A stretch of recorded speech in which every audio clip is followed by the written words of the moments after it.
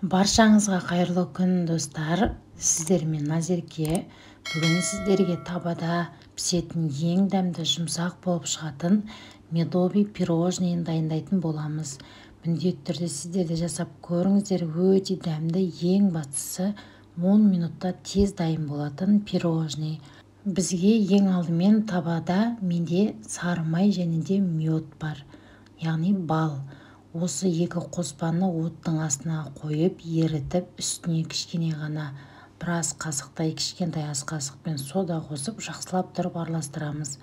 Осылай көпіреді.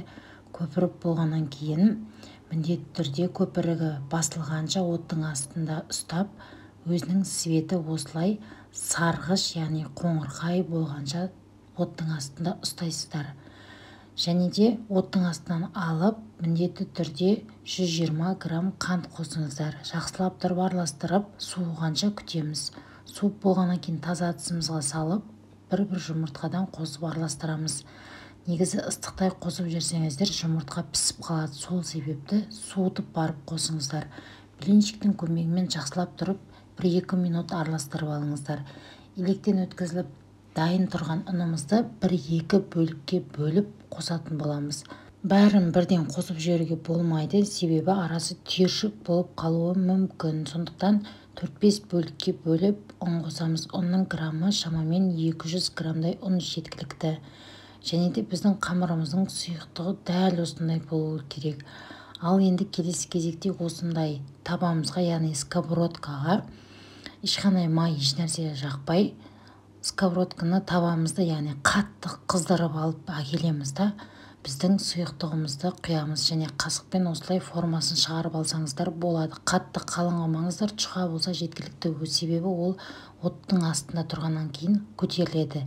Піскен кезде сіздердің табаларыңыз осылай буланады және оттың асты міндетті түрде өте төмен отқа қойып пісіресіздер. Шамамен 5-10 минут жеткілікті.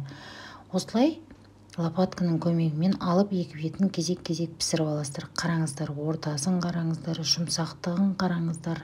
Және де осындай блендердің көмегімен немесе пакетке салып оқтаудың көмегімен майдалап алуға болады. Негізі сіздер пирожный жасамай, жай торт жасап жіберуге де болады. Мен медовый пирожныйын жасағым келді. Осындай блендермен толықтай барлығын ұнтақтап алдым. Негізі осындай блендер алып қойыңыздар. Сіздерге үлкен көмекші ғой. Қараңыздар, осылай полный бар жоғы 1-2 минутта маған ұнтақтап берді. Кез келген крем түрін пайдалануға болады. Мысалы, мен мына жерде сливки мен творожный сырды араластырдым. Қант ұнтағы бар арасында. Болды, күнделікті өзіміз пайдаланып жүрген крем. Осы медовый пирожныйның жарты бөлігін аламыз да, кішкене бөлігін алып қалыңыздар. Сәндеген кезде бізге керек болады. Ұнтақ жаңа креммен бірге толықтай барлығын араластырып аламыз.